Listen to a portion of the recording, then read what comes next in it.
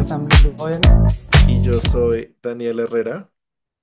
y bienvenidos otra vez a nuestro podcast. Aquí vas a escuchar nuestras experiencias y opiniones como profesores y aprendientes de español. Nos encanta explorar de todo, desde didáctica para enseñar el español hasta cultura, cine, cocina y claro, los chismes.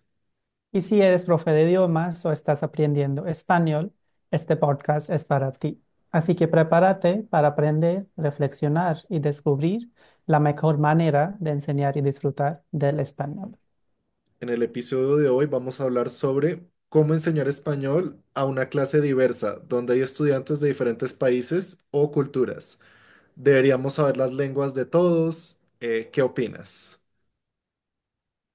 Bueno, yo creo que empezamos directamente con esta pregunta, ¿no? ¿Qué está pasando dentro del aula si tenemos diferentes estudiantes, obviamente de diferentes culturas en este contexto? O sea que es una clase muy diversa, en cuanto a a las lenguas maternas que los estudiantes hablan y las culturas a las cuales ellos pertenecen. Las personas pueden tener diferentes culturas dentro de la misma clase y siguen siendo del mismo país. Por ejemplo, en Colombia también hay personas, por ejemplo, aprendiendo inglés y son del sur, de Amazonas, del norte, Guajira. Entonces, la cultura es muy diferente y de hecho hay varias comunidades indígenas que hablan diferentes lenguas. Lo mismo puede suceder en India y sucede muchísimo aquí, hasta las lenguas, la cultura, la vestimenta, todo es diferente. Entonces, ¿qué hacemos? Entonces, yo creo que en primer lugar, reconocer la cultura del estudiante y o sea, hacerle consciente de su propia cultura, ¿no? Aquí vamos con la otra pregunta, ¿cómo? No sé, Daniel, si tienes alguna opinión de cómo o cómo abordarías tú esta problemática. Sí, pues es un tema muy interesante. Yo no sé, yo quería preguntarte eh, por qué te vino esta pregunta. O sea, ¿estuviste en una situación así multicultural en el aula? ¿O alguien te hizo una pregunta, un colega? O sea, ¿de dónde viene esta necesidad? ¿Qué generó esta pregunta? Es mi curiosidad. Bueno, muy interesante. Bueno, obviamente, en este caso sí propuse este tema para este podcast porque fui a una conferencia de español como lengua extranjera en India. De hecho, la primera conferencia, casi estamos empezando este tema aquí. Y la directora del programa mencionó específicamente que uno de los problemas que ellos enfrentan es esto, es que hay muchísimos estudiantes de diferentes estados de India en el mismo aula y el profesor no sabe muy bien cómo enfrentar a una población tan diversa y es importante entender que casi todos los estados de la India hablan diferentes lenguas maternas. Sí. Hay algunos comunes, pero hay diferentes dialectos, hay diferentes festivales, formas de ser. Entonces, yo creo que es una pregunta muy interesante y como casi, o sea, apenas estamos empezando este tema en India, creo que valdría la pena responder. Y no es solo acá, como acabo de decir, también sucede en otros países, ¿no? Entonces, no sé qué piensas tú y luego digo yo. Pues, bueno, personalmente, yo creo que depende de muchas cosas, depende del contexto, depende de las necesidades. Claro, si estoy en India, eso es una realidad innegable, ¿no? Em, no sé, mi experiencia en Bogotá, la verdad no es que haya sido la más diversa enseñando español, pero claro, hay casos muy específicos, pero en lo personal, yo, yo creo que entre más diversa sea la clase, más oportunidades hay de comunicar, de aprender, de intercambiar, de reconocer en el otro y eso vuelve la clase más rica. De pronto la vuelve un poco más, hay que poner más atención, hay que traer más recursos, hay que estar pendiente de más personas, pero yo creo que la clase se vuelve más rica en intercambios. Pero eso es en lo personal y tengo la experiencia como estudiante y como profesor de estar en medio de un aula con diferentes culturas. Entonces puedo como Interesante. afirmar que se obtienen muchas cosas de ese contexto. Bueno, yo creo que esta primera parte vamos a dedicar más desde la perspectiva de los profesores y la siguiente parte más de la perspectiva de los estudiantes. Listo. Me gustaría resaltar una cosa aquí que sí, en primer lugar estoy de acuerdo contigo que se vuelve muy rica la clase, am, pero depende mucho del docente, cómo está abordando el docente diferentes temas, porque la misma clase puede volverse en un caos. ¿Por qué? Porque los estudiantes no saben cómo guiarse entre tantas culturas que están presentes dentro del aula, no importa si sea una clase virtual o una clase presencial. Y yo creo que es la responsabilidad y también un juego que tiene que jugar el docente en cuanto a traer las diferentes perspectivas de diferentes culturas. Puede ser simplemente una pregunta como, ¿cómo se dice en tu lengua materna? También Ujú, le hace consciente al estudiante sobre su lengua materna en este contexto. O podemos decir, por ejemplo, vamos a decir, estamos aprendiendo frases o comparaciones estereotipadas. Entonces, por ejemplo, vamos a decir más bueno que el pan, ujú, ¿no? Entonces, ¿tiene algún significado el pan en tu cultura o solo en países occidentales, orientales? ¿Qué está pasando con esta comparación estereotipada? ¿Qué usarías tú como estudiante? O sea, ¿cuál ingrediente en este caso llevarías a esta frase tú desde tu cultura? Por ejemplo, en caso de Asia, puedo decir que es arroz, ¿no? O puede ser trigo en muchos otros lugares de India, por ejemplo. ujú. Entonces, no sé tú qué opinas. ¿Hay otras formas que podemos hacer los docentes, por ejemplo, para hacer o reconocerlo? Bueno, por ejemplo, un recurso que yo utilizo y que creo que es muy provechoso, uno a veces de profe en esos casos creo que se siente como muy presionado, lo que tú acabas de decir, como hay que de pronto informarse, hay que traer las perspectivas, hay que preguntar mucho, pero sobre todo iniciando la clase, yo creo que si hay tanta diversidad, se vuelve muy provechoso dividir la clase por grupos, por parejas y esos ejercicios se los pueden hacer entre ellos. O sea, eso que acabas de decir, oye, en mi país se dice, él es un sol, pero en tu país, ¿cómo se dice? Y entonces luego reportan al profesor. Entonces, la clase se vuelve muy rica, como ya habíamos dicho. La oportunidad está ahí a la mano para esa discusión y lo que se puede hacer es como esa carga que parece a veces estar como mucho en el profe, se puede compartir con los estudiantes. Em, Muchas cosas, por ejemplo, recuerdo que nos dividían por grupos y teníamos que exponer, hacer una presentación de una parte del país que estamos aprendiendo. Eso se puede usar como profesor. Vamos a aprender de Colombia, cada uno se encarga de un departamento, trabajan por parejas y esa discusión sucede en ese trabajo en parejas.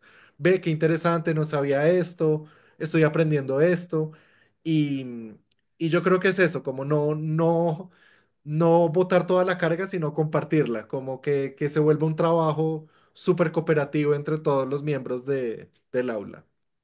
Me encanta y de hecho me acabo de acordar de una actividad que hice con mis estudiantes cuando empecé a enseñar desde la virtualidad.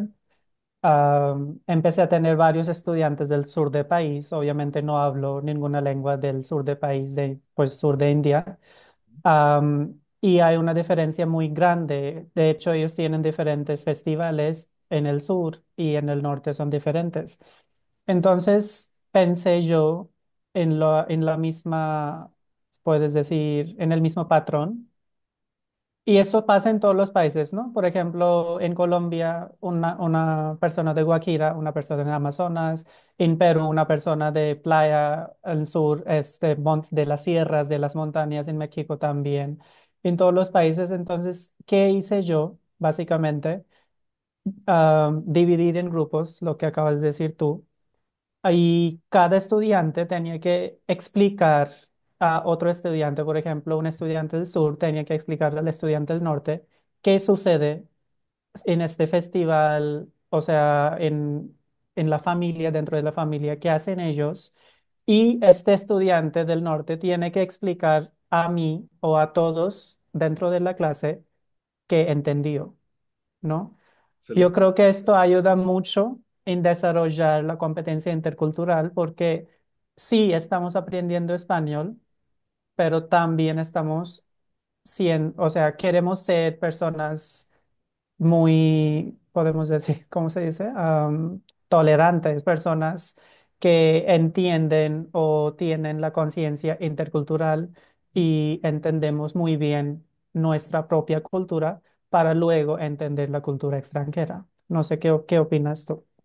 Sí, totalmente de acuerdo. O sea, eso es una competencia que en realidad el profesor tiene que explotar en la clase, pero cuando tú tienes compañeros o alumnos en tu clase que provienen de diferentes culturas, hablan diferentes lenguas, ese trabajo y esa riqueza que ya la hemos dicho varias veces, viene sola. O sea, ese trabajo ya se está haciendo nada más con, hola, me llamo tal, vengo de este país, hablo esta lengua. Ya desde ese momento están trabajando esa competencia intercultural. Y la idea es eso, la idea es aprender mucho del otro, comprender al otro y trabajar de esa manera, ¿no? Esa sería la idea, ese es el objetivo final. Pero sí, creo que entre más diversidad haya, más natural se va a dar ese aprendizaje de esa competencia. Total. Y el docente aprende mucho. Yo aprendí mucho enseñando a ellos. Es como, wow, yo tampoco conocía qué está pasando dentro de las familias en el sur de mi país, ¿no? Entonces me pareció súper chévere aprender algo tan íntimo que quizás no hubiera aprendido fuera del aula, ¿no? Sí. Bueno, yo tengo una pregunta, Daniel, para ti. ¿Qué piensas tú en cuanto a los estereotipos? Por ejemplo, ¿es fácil caer en los estereotipos si am, hablamos de la competencia intercultural o incluimos diferentes culturas? Qué interesante. Sí, a ver, yo creo que es de alguna manera, no quiero decir como inevitable, pero los estereotipos están ahí, eh, y entre menos conocimiento haya de una cultura, más estereotipos hay, ¿no? Yo también, es mi opinión personal, yo creo que tampoco es algo malo. Los estereotipos se pueden utilizar en una clase para aprender, para también escanear más o menos qué se sabe. em, y yo creo que, mm, no sé, recientemente de hecho vimos un trabajo en el que esos estereotipos estaban exagerados y se explota porque como la clase es tan diversa, alguien de esa cultura puede decir, no, yo no estoy de acuerdo, o de donde yo vengo, eso no aplica. O sea, de pronto es el pensamiento del país, pero yo soy del sur y yo la verdad no hago eso, no consumo eso. Em, y se vuelve muy chévere la clase precisamente por eso, ¿no? Em, yo creo que hasta puede ser una herramienta que se puede utilizar en la clase. Y yo creo que como profesores, pues tenemos que de pronto ser muy conscientes y muy responsables de cómo utilizamos esos estereotipos, pero también tenemos que ser muy conscientes y pacientes con nuestros aprendientes. Eh, yo me he enfrentado con muchísimos estereotipos y más que, sí, más que de pronto verlo como una falla, como un error, creo que son excelentes oportunidades de aprendizaje, como, bueno, ¿de dónde viene esa idea? No, por la televisión que veo. Bueno, excelente. ¿Qué telenovela ves? ¿Qué serie ves? ¿O de dónde sacaste eso? ¿No? De un foro de internet. Bueno, saquémoslo y empecemos ese debate. ¿Qué opinan tus compañeros? No sé, yo personalmente opino que son una excelente herramienta y de pronto no hay que tenerles ni tanto miedo, ni verlos como algo tan sólido. Es algo que se puede trabajar. Totalmente. Y esto también hizo pensar sobre el proceso de atenuar la habla, ¿no? Por ejemplo, a partir de estos conceptos, podemos enseñar a estudiante también cómo cómo mostrar un desacuerdo de una forma más respetable. Podemos decir que no, no estoy de acuerdo o estoy de acuerdo. O sea, podemos incluir tantas formas de opinar que, que me parece súper interesante a partir de este tema de estereotipos, porque muchas veces los estudiantes están como estresados, como responder, no se dice, por ejemplo, un tema muy Polémico. delicado, ¿sí? Y pueden haber muchísimas opiniones negativas, positivas, no sé qué, pero el docente también puede ofrecer espacios para opiniones y yo creo que ahí empieza uno a desarrollar la competencia intercultural definitivamente. Total. Bueno, yo tengo una pregunta para ti que creo que tienen muchos profes cuando se enfrentan Vale. en esta situación. Ambrit, si yo tengo, por ejemplo, en tu caso, si tengo diferentes alumnos de diferentes partes de India y yo no manejo esos dialectos, no manejo esas lenguas, ¿tú crees que es la responsabilidad del profesor empaparse, así sea un poquito, cómo se dice hola, cómo se dice esto, si voy a enseñar, no sé, una forma verbal, debería de pronto estudiar la de mis alumnos? ¿Qué opinas de este tema? Muy buena pregunta y de hecho yo creo que es la pregunta más común, la duda más común. Bueno, pues yo creo que al principio, en primer lugar, lo básico, básico, el profesor tiene que ser una persona súper una persona abierta a diferentes culturas en sí. O sea, yo no debería tener prejuicios a diferentes culturas porque sí, uno tiene, ¿no? Por ejemplo, muchas personas piensan que en India, por ejemplo, las personas del sur hablan quizás mejor inglés, del norte no, o algo es negativo, algo es más positivo en norte. Pues todo, en todas las culturas hay algo negativo, positivo, pues no importa, en primer lugar. Y en segundo lugar, respondiendo a tu pregunta, yo no estoy de acuerdo que el profesor debería saber las lenguas maternas, sí es posible saberlas como palabras básicas o las gracias, etcétera. Sí tiene el espacio mental y también sí tiene el tiempo para aprender, porque funciona para una o dos lenguas, pero ¿qué tal o qué pasa si hay estudiantes con 10 lenguas maternas diferentes? Entonces yo creo que ahí es un poco problemático. Pero la solución va ahí. Básicamente el docente debería estudiar un poquito, yo creo, por ejemplo, cómo funciona la lengua materna, si hay investigaciones, si hay artículos, si hay posesivos, etcétera.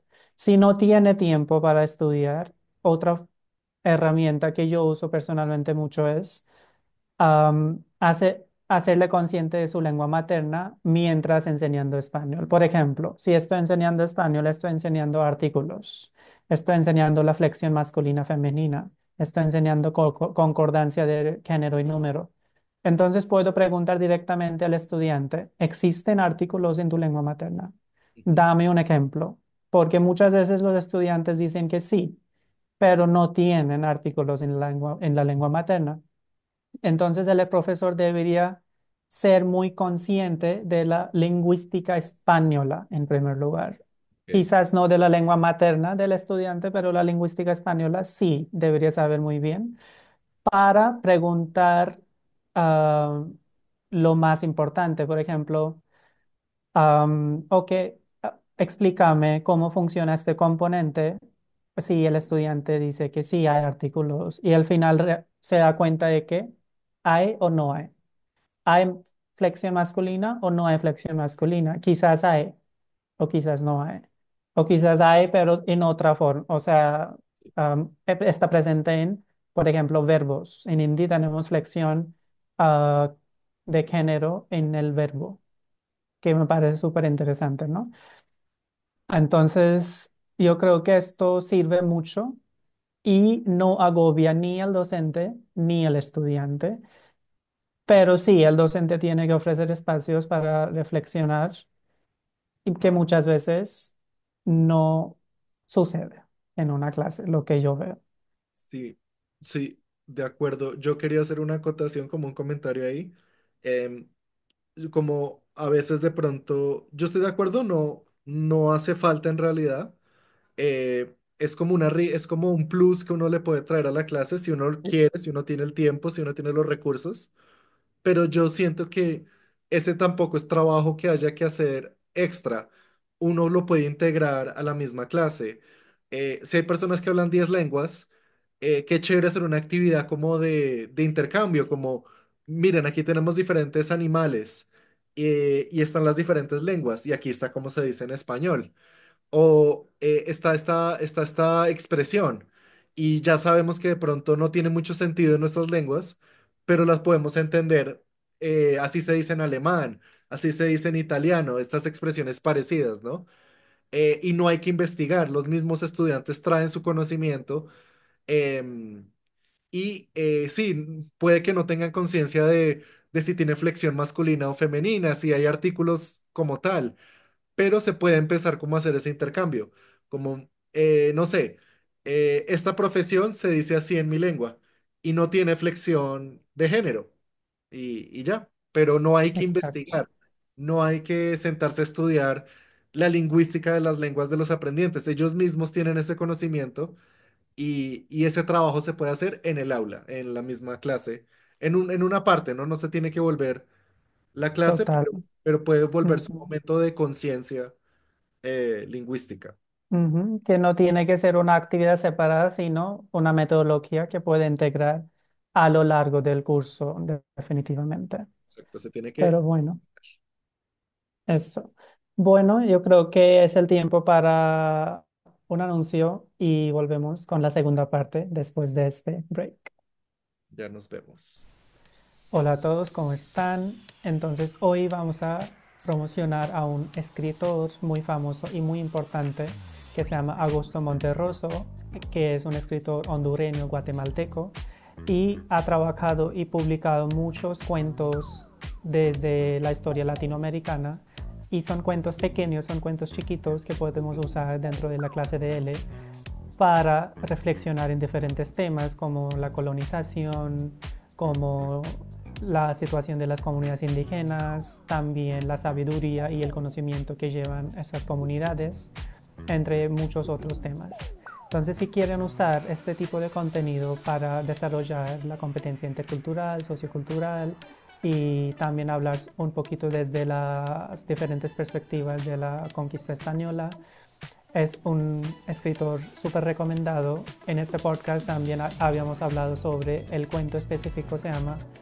El, el Eclipse, que ustedes pueden explotar dentro de la clase. Pronto también van a ver diferentes cuentos didactizados dentro de Casa de L, dentro de la página web también. Muchas gracias. Hola, bienvenidos de vuelta.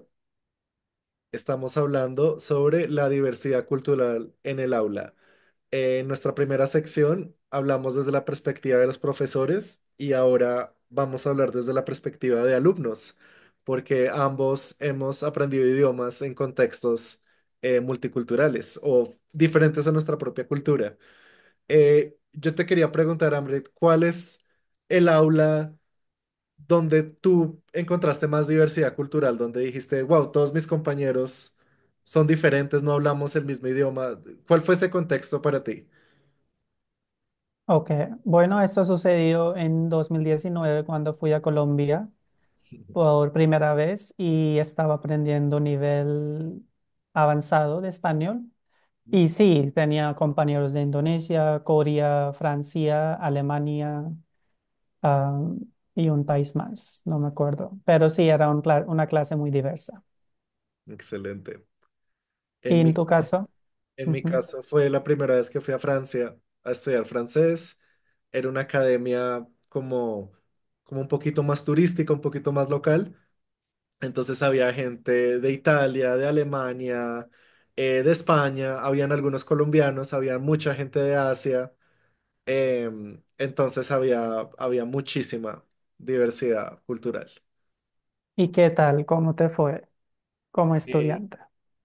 Excelente, pues ahorita, ahora que me pongo a pensar, creo que es natural que se empiecen a formar como grupos, nichos, los latinos con los latinos, los asiáticos casi que chinos con chinos, japoneses con japoneses, lo mismo, la gente que era muy nórdica estaban como en grupos, pero siempre intentábamos mezclar y lo chévere de la academia es que una vez por semana había una actividad cultural que no tenía, no era una clase como tal, pero por ejemplo, íbamos a una montaña o hacíamos una prueba de quesos o no sé, veíamos de pronto una obra de teatro, algo así como de pronto más ese estilo y ahí todos participábamos.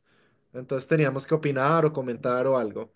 Y lo que hablamos en la primera sección se dio mucho. Preguntar, bueno, ¿de dónde eres en tu país? Em, y ese tipo de cosas. Había mucho de ese tipo de intercambio. En tu caso, ¿qué tal? ¿Cómo fue para ti esa experiencia en Colombia? Yo creo que lo mismo porque nosotros también teníamos salidas culturales y íbamos mucho a diferentes lugares como museos, especialmente museos, am, no sé, lugares artísticos o salidas culturales incluyen básicamente quizás a veces caminar en la calle, conocer la parte grafitera de Bogotá, porque pues Bogotá es una ciudad grafitera, entonces hay muchísimos grafitis para observar y ver y opinar y hablar, pero sí, lo mismo, teníamos suficiente espacio para charlar con los profesores, básicamente un plan más tranquilo, ¿no? Quizás muchas veces también preguntar cosas sobre la fe, lo que observe, ¿no? Porque muchas personas tienen diferentes fe de diferentes países. Por ejemplo, obviamente podemos relacionar el tema con la religión, pero yo creo que ahí va, o sea, desde ahí surgen muchísimas preguntas identitarias. Por ejemplo, en tu país, ¿cuál es la religión principal? ¿Tú crees en algo o alguien? No sé. Entonces yo creo que a mí me pareció muy enriquecedor todo el proceso. No sé si también sucedió contigo. Sí, así fue. Eh, me da mucha curiosidad que hablen del tema de la fe y que conecte un poco la religión, porque creo que, no sé, lo hemos discutido muchas veces, que es de esos temas que ya sea desde la academia o ya sea desde la profesión docente personal, es algo como medio tabú, ¿no? Sí. Quisiera preguntarte, ¿fue polémico? ¿La discusión fue un poquito un debate o se dio como muy respetuoso, muy a un nivel como muy, no, esta es la religión de mi país y ya? ¿Cómo fue esa experiencia? Muy curioso. Yo creo que de todo, sucedió de todo. Obviamente hubo desacuerdo, a veces no tan respetable, pero al final yo creo que era también el fin del programa, mezclar de todo. Am, Surgieron diferentes debates y problemas dentro del programa también, porque muchas personas también pertenecían a la comunidad LGBT, y muchas personas no, y eran al otro extremo, ¿no? Wow. Entonces yo creo que hubo situaciones donde pues en las cuales no teníamos ninguna solución, pero los coordinadores o pues las personas encargadas tenían que intervenir y hacerle consciente al otro estudiante que estamos en un país extranjero y además Colombia es un país que tiene una mente, a mí me parece que está ahí con mente abierta o que está abierto a diferentes culturas. Entonces, sí, yo creo que necesita supervisión, en resumen. Sí, de acuerdo. Eh, me hiciste acordar en mi caso cuando estaba aprendiendo en Francia, una profesora trajo un artículo de un periódico en físico y en esa época estaba todavía el debate de si las mujeres podían o no usar la burka en las playas de Francia. y había una cosa que estaba pasando muy fuerte y es que la policía les estaba quitando la burka en las playas, o sea, estaban visitando a la Sí, gente y les decían te la tienes que quitar en este lugar, en este espacio público. Entonces estaba el debate, si eso estaba bien, si eso estaba mal. eh, y yo recuerdo que yo me calenté mucho en esa discusión y no tanto por cultura, sino por generación. La gente que era un sí, poco mayor tenía unas opiniones muy fuertes al respecto, la gente joven tenía otras opiniones y debatí y puse mi opinión de vista, pero sí había mucha energía, pero recuerdo que luego eh, hubo mucho agradecimiento porque fue, no, no lo había pensado, gracias por exponer tu punto de vista, pero creo que se dio para eso, pero ahora reconozco el trabajo de la profe, porque tuvo que ser moderadora y tuvo que decir, bueno, total. ahora Sí, escuchemos este otro punto de vista, y se mantuvo muy neutral, ella, mi profesora francesa. Em, pero no sé, fue un tema bastante polémico y me pareció muy interesante que lo haya traído ella a la clase. Fue como, miren, leí esto esta mañana, ¿qué opinan? muy curioso. Sí, Sí, muy curioso, muy sí, curioso. me encanta. Mi profesora también trajo un cuento de las comunidades indígenas. Cuando los españoles conquistaron a los indígenas, un cuento de, o sea, de esta época. Y estábamos hablando y nos preguntó la profe, ¿ustedes creen que los indígenas sabían sobre el ciclo lunar y solar, etcétera, etcétera? Sí, Y la pregunta fue, ¿ustedes creen que la persona indígena sabía sobre este proceso o no? Y casi que todos dijimos en el momento, no. En estas discusiones surgen muchísimas situaciones de aprendizaje, lo que tú dices, ¿no? Ustedes tuvieron un debate súper caliente y es un factor súper motivador para hablar, para opinar. Tengo que pelear, tengo que hablar algo, ¿no? Para sustentar mi opinión. sí, sí, no, ahí se demostró que es una herramienta en el aula, precisamente para comunicar, para debatir. Yo tenía que escoger mis palabras y como mis compañeros eran alemanes, italianos, yo no podía Ujú. usar el español como mediador en la clase, tenía que Sí. usar la lengua Ah, meta que estaba aprendiendo. ujú. Entonces, sí, después de muchos años reconozco ese trabajo de la profe ese día en el aula. Em, Ese cuento que mencionas es muy especial para mí, es de Augusto Monterroso, es súper importante para nuestra cultura. Eh, pero es que del otro lado hay como este estereotipo, de nuevo, que el conquistador, el europeo, llega con este conocimiento y los indígenas son como, wow, parece que Sí, manipular al cielo, ¿no? Eh, exacto. y sucede mucho, sucede en muchas películas, en muchos cuentos, la historia al revés, que el conquistador como que parece que manipular al cielo porque trae este conocimiento, ¿no? Y como que el indígena, el nativo, no, por alguna razón no conoce lo que es un eclipse o lo que es esos fenómenos astrales, entonces ese debate también es muy interesante. Sí, a mí me pareció, o sea, literal, estoy como retomando estas metodologías de la profe en mi clase porque muchas veces los estudiantes están súper motivados para participar porque, pues, obviamente está relacionado a su cultura, a sus raíces, a su forma de ser, entonces siempre tienen algo para decir, ¿no? Total. Bueno, yo creo que vamos a la parte final de este podcast con una actividad. No sé si quieres introducir, presentar tú, Daniel. Sí, la actividad que tenemos para la sesión de hoy es dos verdades y una mentira. Vamos a compartir tres fenómenos culturales de las culturas en las que hemos convivido, de las que somos, y nuestro compañero tiene que adivinar de esas tres cuál es una mentira que nos estamos inventando.